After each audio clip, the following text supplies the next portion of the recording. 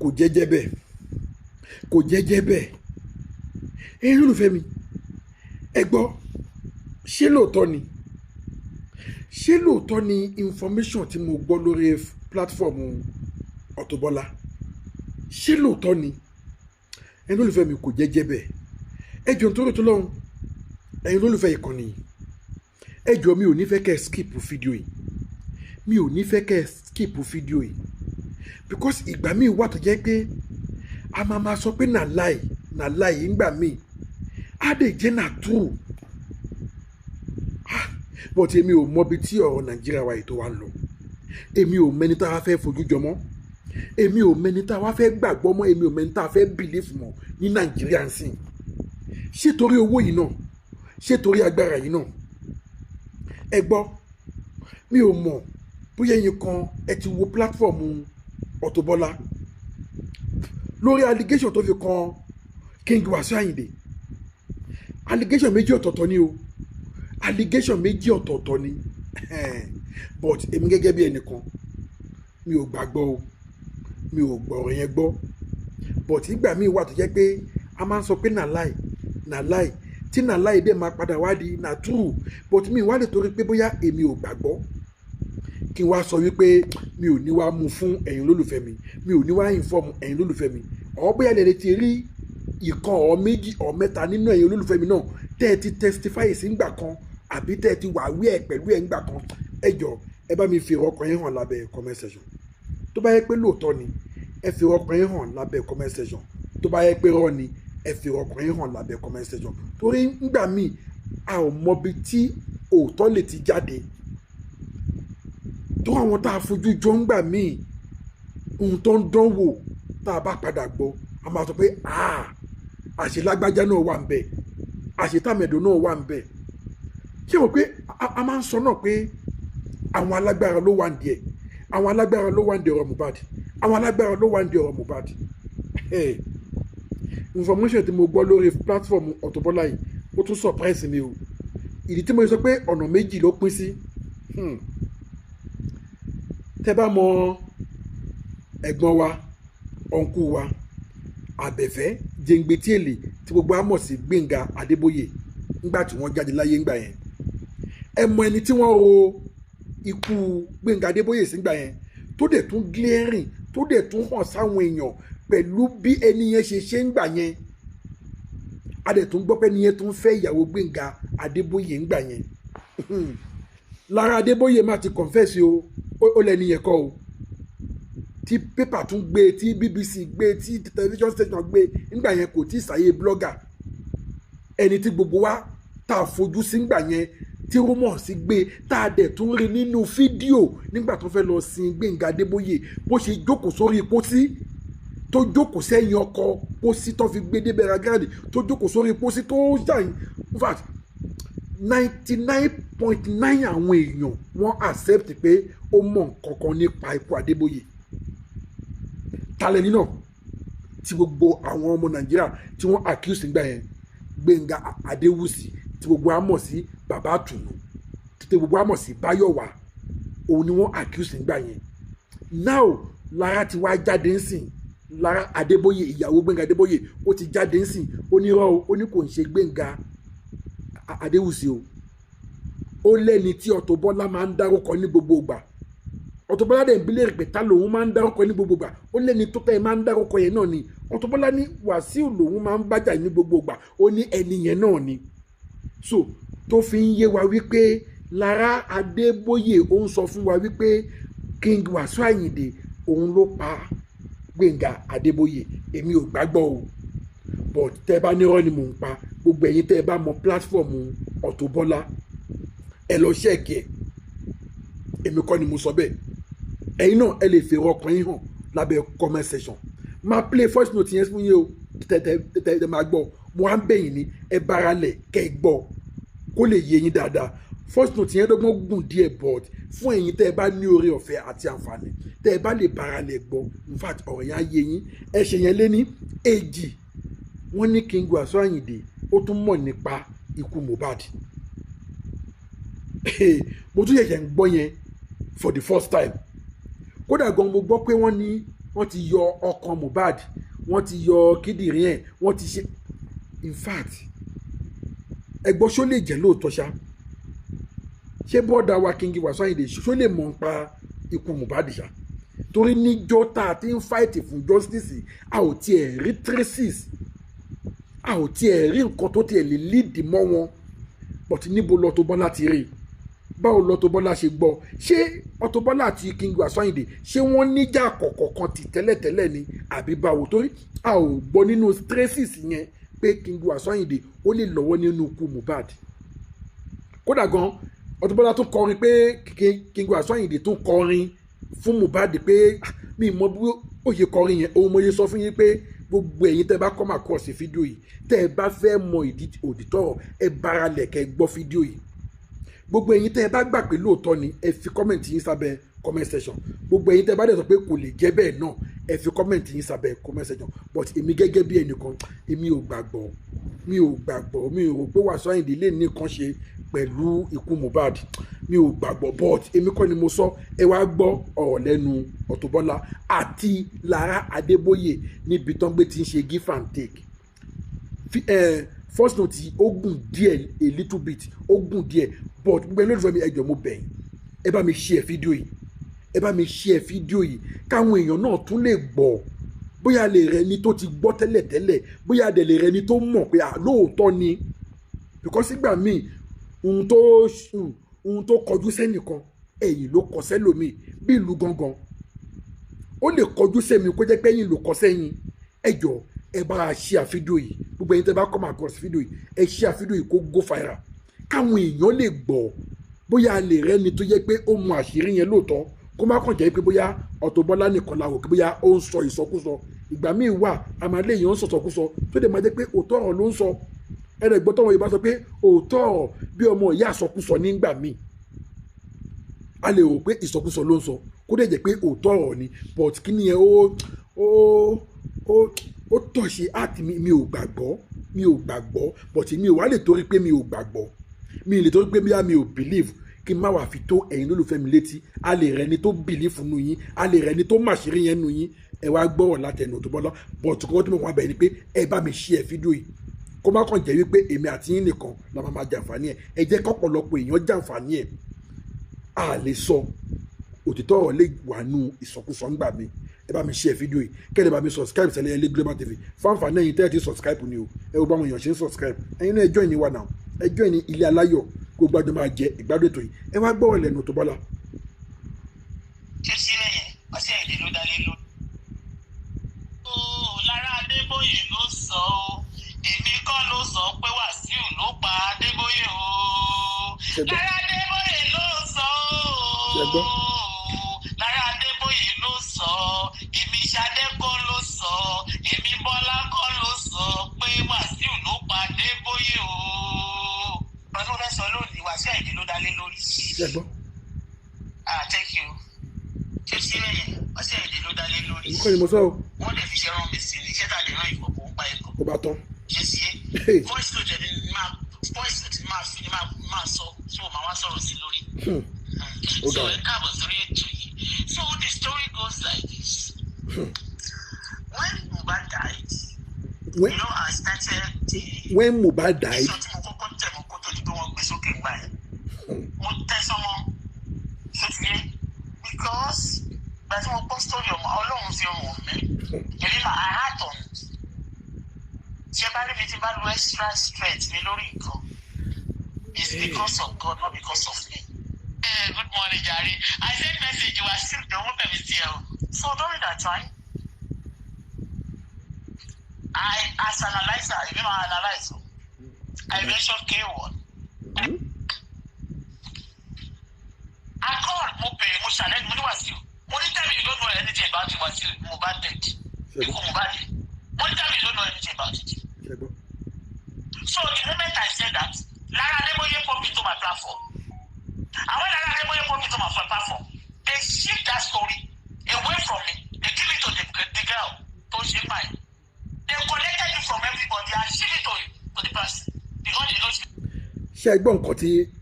Auto Bola sọ mẹ́ẹ̀? Ó nígbà tí Mohbad jáde láyé ó nígbà tí Mohbad jáde láyé ó ní òun challenge Wàsíù wípé come out kó wá defend ara ẹ̀ tó o bá mọ nǹkan kan nípa ikú Mohbad. ṣe rí pé ọ̀rọ̀ yẹn clear bẹ́ẹ̀ yẹn, ọ̀rọ̀ yẹn clear. òun mo sọ pé ẹ má skip fídíò yìí tẹ́ ẹ bá fẹ́ gbọ́ àṣírí dáadáa, tẹ́ ẹ fẹ́ enjoy, tẹ́ ẹ fẹ́ gbọ́ àṣírí, ẹ má skip fídíò yìí, ẹ bára lẹ̀ kẹ́ ẹ gbọ́ dáadáa. They compromise. They have no integrity. They have no dignity. They are liars. Do you understand?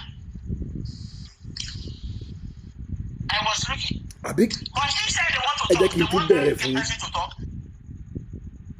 Oh, Lára Adébóyè ló sọ ọ́. Èmi kọ́ ló sọ pé Wàsíù ló pa Adébóyè o. Lára Adébóyè ló sọ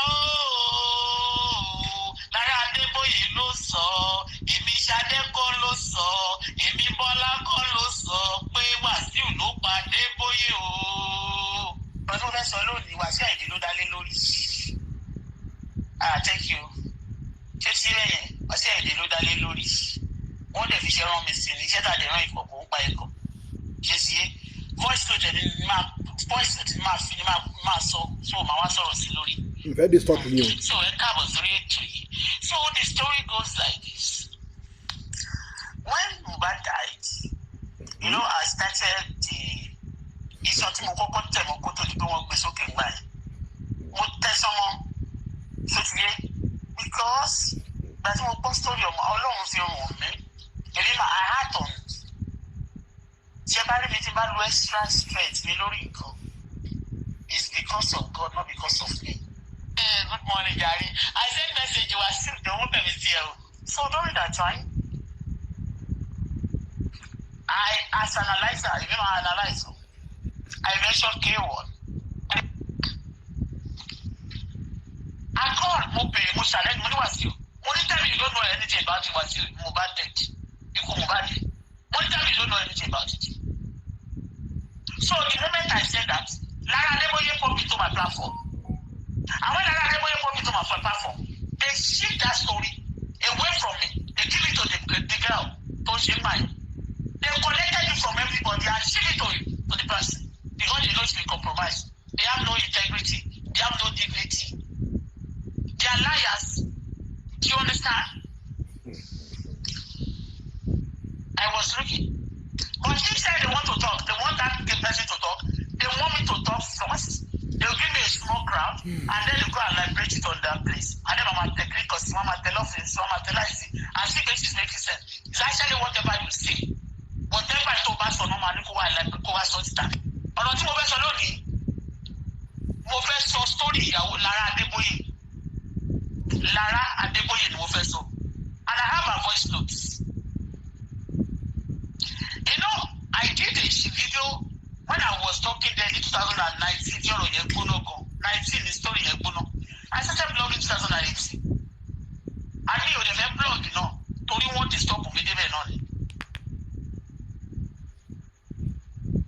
Ṣùgbọ́n wọ́n ní tó bá ti tó gbà tí èèyàn bá máa téèyàn tó bá ti tó àkókò náà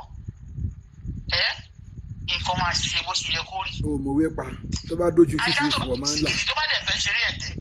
ó máa ní kó gbé òun lọ sódò lọ́wọ́ ẹ̀. ṣìkìdí ní majority of them tó dẹ̀ mọ̀ pé gbogbo tó lẹ̀ mọ́ra tó bá rómi gbogbo ẹ̀ ló máa ṣì.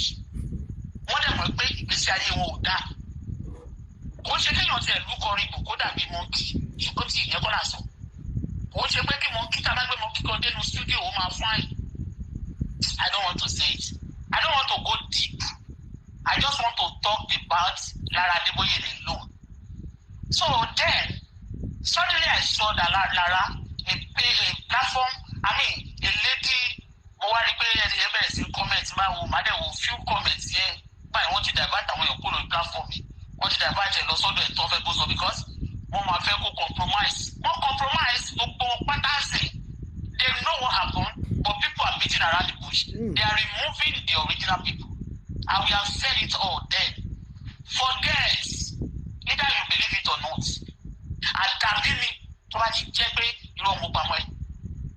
Tó ṣe bẹ́ẹ̀. I have 1,000 of people that do call me, but it's Lára ni mo fẹ́ play lónìí voice note ẹ̀. Ìgbà tí mo sọ so nígbà yẹn Láradédé ó kò ní mo wá rí pé Láradédé wá sórí platform mi lẹ́sẹ̀kẹsẹ̀ mi ò fẹ́ dárúkọ idiot kankan mo bá rí tó bẹ̀rẹ̀ sí sọ pé àwọn set of apọkọjáyé set of apọkọjáyé set of apọkọjáyé mo kò rí ara lórí platform mi ni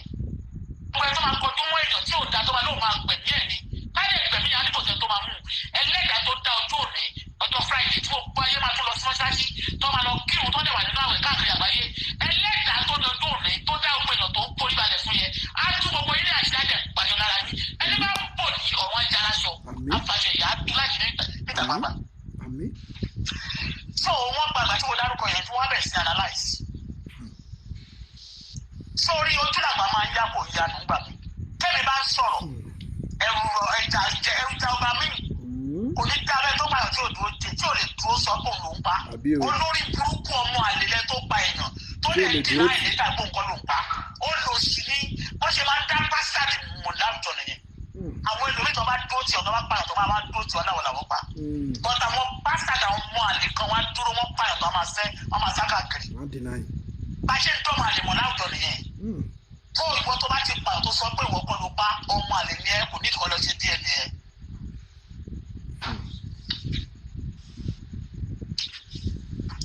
so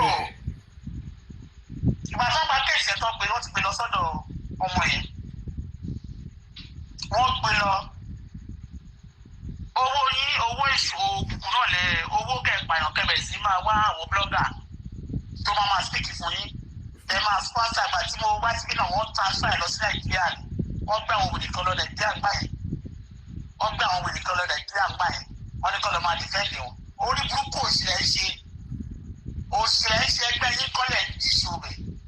tẹ́ ẹ̀ bá jalè ẹ̀ sórí rẹ̀ ẹ̀ rí kọ̀ọ̀kọ̀ ayélẹ̀ bàjẹ́ olódùkú èèyàn.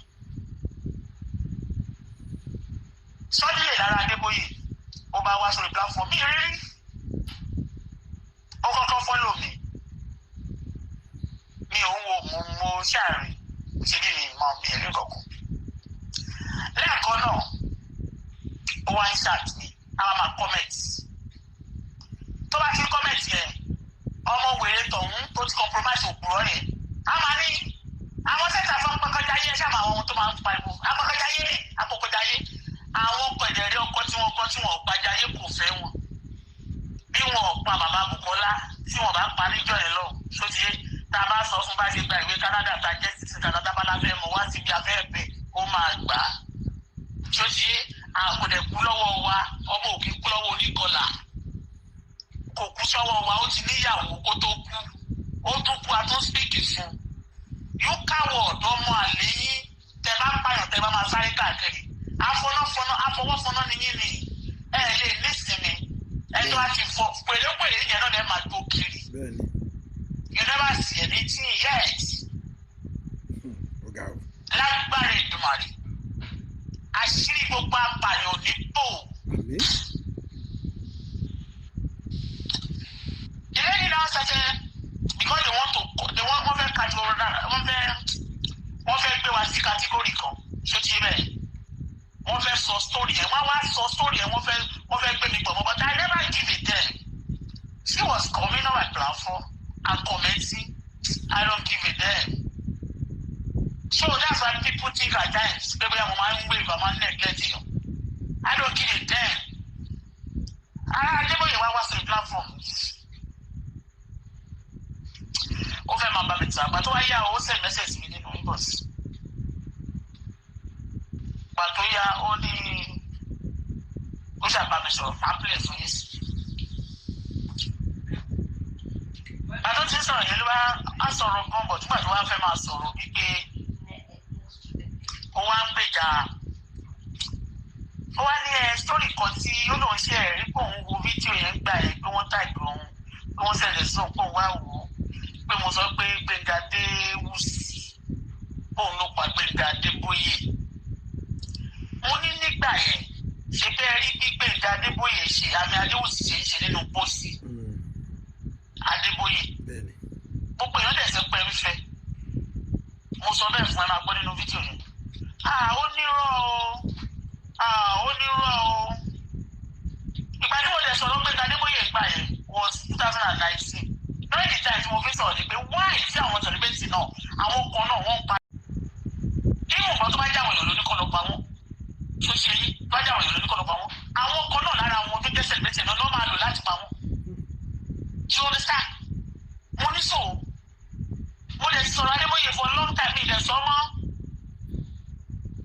Adébóyè because it's one of those comedians tá a máa ń wò ẹ báyìí wò mí ó máa ń fi àwọn Hausa ṣe comedy màdéri gánádé Oǹdó olóṣọ́ngbà yìí ṣe ti yé bẹ́ẹ̀ ó máa ń sọ ó máa ń jókòó lórúkọ Hausa ó máa ń jókòó lórí gbogbo yẹn especially ṣe ti yé bẹ́ẹ̀ so ó lè ṣe tí wá sórí platform yẹn kí tó fún yìí máa ń listing gan when you are talking to me you don't mention my name I know tó lóun bá gbòòrò ẹ̀rẹ̀ tí ò bá fèsì èròjà náà ló ń bàbọ̀ nígbà míì kì í ṣe èròjà tó gbé ìdí gbogbo nàlẹ́ títí àwọn máa bá sọ̀rọ̀ èmi ní àwọn èèyàn tẹ́lẹ̀ máa dojú kọ tí máa fẹ́ sòótọ́ ọ̀rọ̀ tí máa pè é pé come and tell us sọ fún mi pé òun nípa nǹkan tó ṣẹlẹ̀ yẹn wọ́n máa ní ẹnu mi sórí bẹ́ẹ̀ ni mi ṣe tíìkì báyìí ó tíìkì ní Ọlọ́run ló dá bẹ́ẹ̀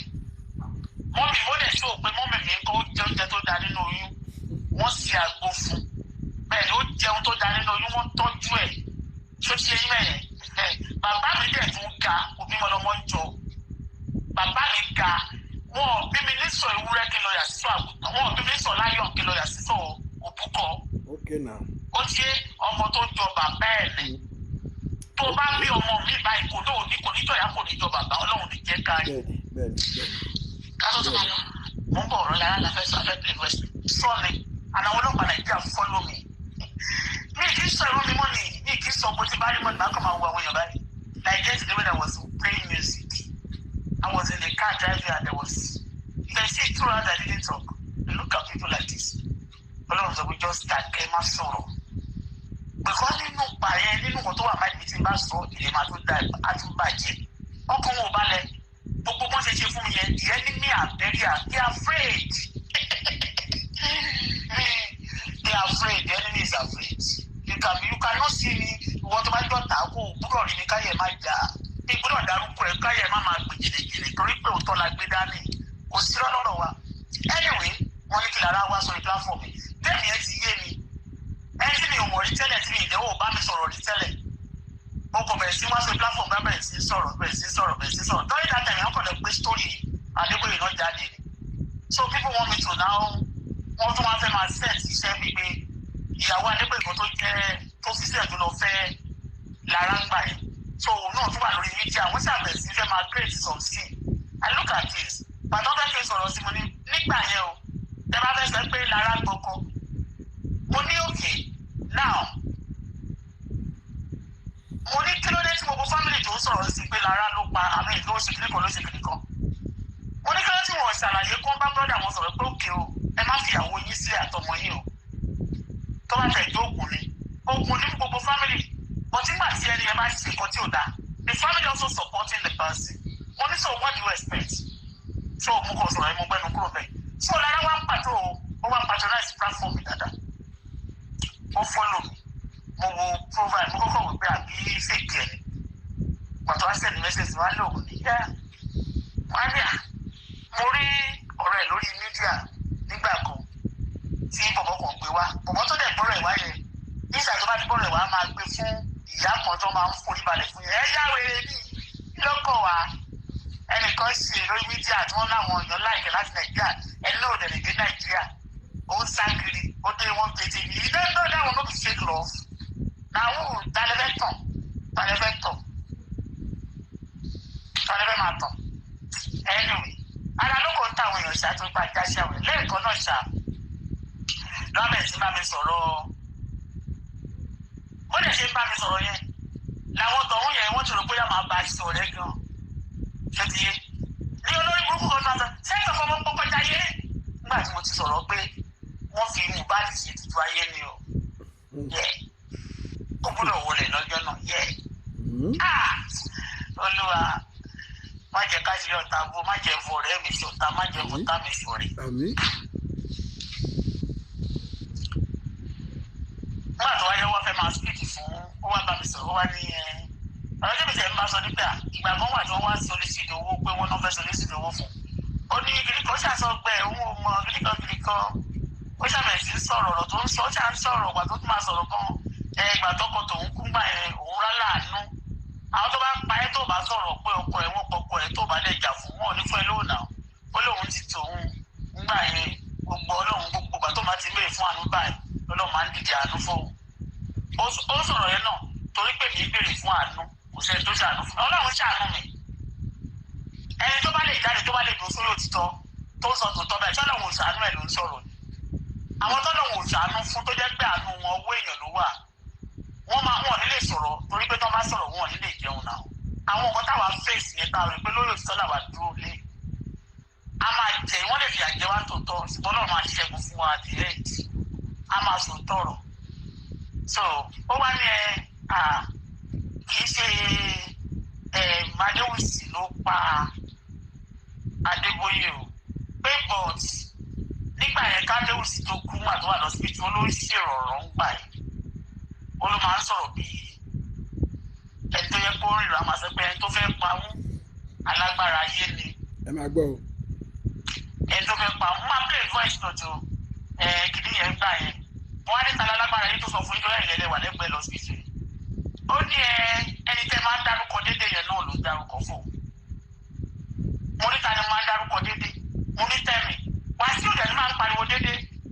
wọ́n ní sọ fún mi ó lẹ́yìn tẹ́ máa ń dárúkọ yẹn náà ni ó sọ gbogbo àwọn èdè Adéwùsì ló pa wọn. Let me play it for you to hear o.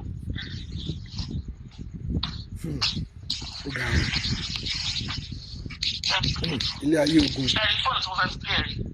gbèsè lára ó ti máa ń sanwó a máa san náà. Ilé ayé ogun. Àfọwọ́bà fílẹ̀. Téèyàn bá tiẹ̀ jẹ gbèsè àwọn sọ pé àjẹ gbèsè báyìí máa san wọn sọ pé àìjáde àgbà nǹkan nìkan wọn ló lè ní wá ọkọlọkọ gba nǹkan ní ẹ gba ògùn ẹ obìnrin pọ̀ ògùn kan gbúdọ̀ wọlé kí wọ́n bá ní máa tàn. Bẹ́ẹ̀ o Lára ló sọ Lára Adébóyè gbogbo àtúndẹ̀ wá sọ́dọ̀ mi yẹn tí mo ti lè dárúkọ wá sí pé Wàsíù Kẹ́mi yóò wà nílé ìgbàlẹ̀ ó wá sọ fún mi pé òun nípa ikú mú bá sí. Ìfẹ́ pílẹ̀ ló yá láàbì ìdájọ́ ṣé ẹ ti rí ìmọ̀ méjì ni mo ti máa ń bẹ̀ ẹ̀yọ́ kan bóyá jẹ́ ìtọ́jú fún yín ní bí òdu 10 minutes ńlẹ̀.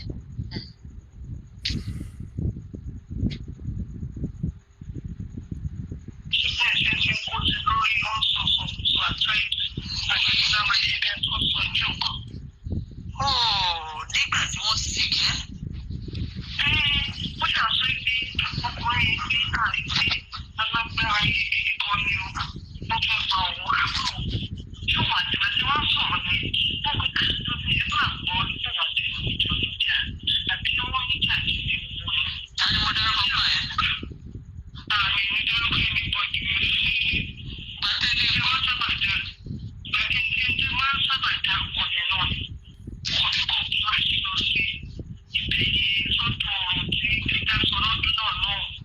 Báwo pé wá ìyẹn ti kọjá. Ìjọba kan fún wa mọ̀. Ẹ ti wọ́n dárúkọ àwọn èèyàn púpọ̀ bọ̀ tẹ́sí wọ́n dárúkọ tó pọ̀ jù ń bẹ̀. Ó ní kí wọ́n tó pọ̀ jù. Ẹ̀gbọ́n tó ń ṣe wọ́n dárúkọ tó pọ̀ jù. Because mo ti rí ẹ̀ náà. Ṣẹ̀gbọ́n ó lẹ́yìn tẹ̀ nígbà tí mo tún sọ mo lẹ́yìn tí máa ń dárúkọ pọ̀ ó lẹ́yìn tí máa ń dárúkọ tó pọ̀ jù tálẹ́ Wàsíù ó lóun ló pa ó níwọ̀n ló pa Gbénga Adébóyè tó bá àwọn òfin tí ẹ gbọ́ sórí voice yìí ó pé 1 hour 30 minutes voice note yìí méjì ó pé 1 hour 30 minutes ó pé 1 hour 30 minutes ó ti rò pé tó má dẹ̀ sọ̀rọ̀ yẹn níjọ́ náà lọ tẹ́lẹ̀ tí wọ́n bá mi tó wá ń sọ̀rọ̀ so wọ́n máa ní kí ọmọ tó ń sọ̀rọ̀ pa ẹ̀ á máa gbọ́ fẹ́ẹ̀sì ọ̀fọ̀ ọmọ pọ́kọ́jáyé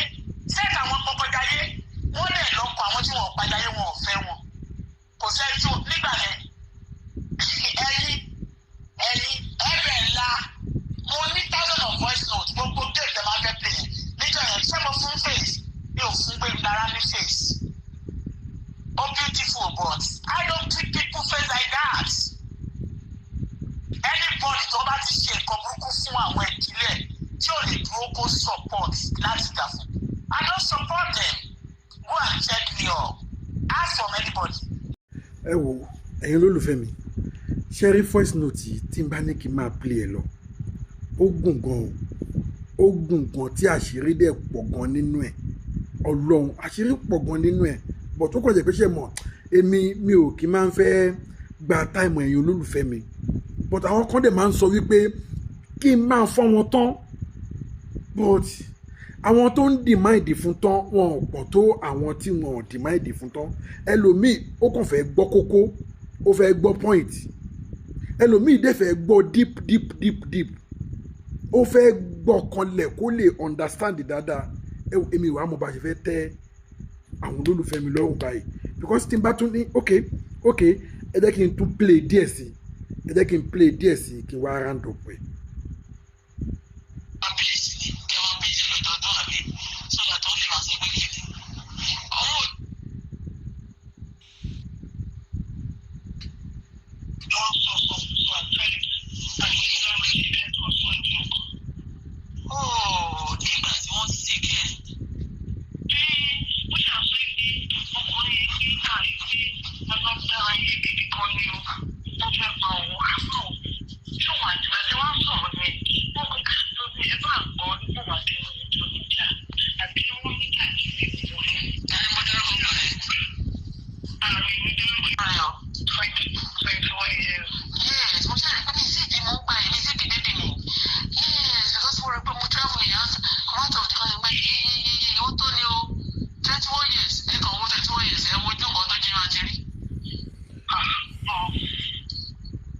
ẹ wò ẹ̀yin olólùfẹ́ mi ẹ má jẹ́ kí n gbà yín ní àkókò mo rò pé ẹ ti di kókó mú nínú ọ̀rọ̀ yẹn ṣá níbi tó gbé ti accuse King Wasiu Ayinde pé ó lọ́wọ́ nínú ikú Mohbad bákan náà ó ní Lára sọ wípé Gbénga Adéwùsì kọ́ ló gbẹ̀mí ọkọ òun bí kò ṣe ẹni tí Auto Bola máa ń dárúkọ ní gbogbo ìgbà tọ́jọ́ máa ń fa sùúrùtù ní gbogbo ìgbà Auto Bola dẹ̀ sọ pé ẹni tóun máa ń bá fa sùúrùtù ní gbogbo ìgbà òun ni King Wasiu Ayinde ó ní òun náà ní síbí òun náà lè máa ń dárúkọ ní gbogbo ìgbà ẹ wá bí èmi ò sọ wípé bẹ́ẹ̀ ni torí pé kí ni nǹkan tẹ́mi ò bá tí ì rí tracy sí ẹ̀ ká ní bá ti ń gbọ́ lẹ́nu ẹni mẹ́ta mẹ́rin márùn-ún sìn mo lè máa fìdí òtítọ́ múlẹ̀ but ẹnu èèyàn kan ni mo ṣẹ̀ṣẹ̀ gbọ́ ń sìn níjọ́ tá a ti ń sọ̀rọ̀ ikú Mohbad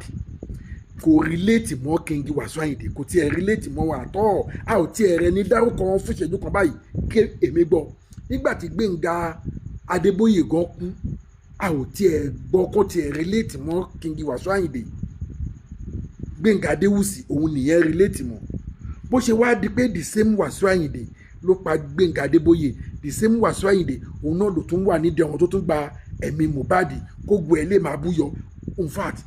ọ̀rọ̀ yẹn ó ta kókó fún mi ohun mo ṣe tú ẹ̀ sí ẹ̀yin olólùfẹ́ mi ẹ jọ̀ọ́ tá a bá rẹ́ni tí yẹ pé ó ti gbọ́ rí àbó ti mọ̀ àbó mọ àṣírí yẹn ẹ jọ̀ọ́ ẹ sọ lábẹ́ comment section ẹ share fídíò yìí ẹ like fídíò yìí ẹ comment kẹ́ẹ̀dẹ̀ subscribe fún àǹfààní ẹ̀yin tẹ́ ẹ ti subscribe ẹ subscribe kájọ máa jẹ ìgbádùn ètò yín lọ ṣé ẹ ti rí comment yẹn ó wà most important torí nígbà mi nǹkan tí ò bá yé èèyàn máa ń fẹ́ béèrè èmi ò gbàgbọ́ pé King Wasiu Ayinde ó mọ̀ nípa ikú Mohbad ó dẹ̀ mọ̀ nípa ikú Gbénga Adébóyè but ẹ̀yin náà sá ti gbọ́ lẹ́nu Auto Bola ẹ ti gbọ́ èmi kọ́ ni mo sọ bẹ́ẹ̀ mo wá fẹ́ wádìí dáadáa kí n omi sọ fún ẹ̀yin lólùfẹ́ mi tẹ́ ẹ bá mọ̀ tẹ́ ẹ bá ti gbọ́ rí ẹ má hesitate láti comment lábẹ́ comment section ẹ comment pé lóòótọ́ ni o àti gbọ́ rí o irọ́ ni o kò rí bẹ́ẹ̀ o so káwọn èèyàn lè mọ̀ torí ń sìn yìí ìgbà míì wà tá a máa sọ pé irọ́ ni tí irọ́ dẹ̀ máa lọ jẹ́ òótọ́ kó má kàn lọ jẹ́ pé bóyá a kàn wà blinded a kàn ń wò pé kò lè jẹ́ bẹ́ẹ̀ tó lè lọ jẹ́ bẹ́ẹ̀ ni ẹ wò gbàtà tí ń wá àwọn tó ṣekú pa Mohbad ẹ wò bọ́n ṣe invite Wùnmí ta ni Wùnmí kí ló gbé jẹ kí ló gbé mì tó fi di wípé ó láyàláyà kò yọjú sí ọ̀dọ̀ ọlọ́pàá kò yọjú sí kóòtù ọkọ̀ ń kìláyà pé kò sí nǹkan tó fẹ́ ṣẹlẹ̀ wọ́n dẹ̀ ń jẹ́ kó yé wa pé àwọn alágbára náà ló wá ń di ẹ̀ ṣé àwọn alágbára tó wá ń di ẹ̀ náà ni àwọn Yorùbá bọ̀ wọ́n ló jọ gàtè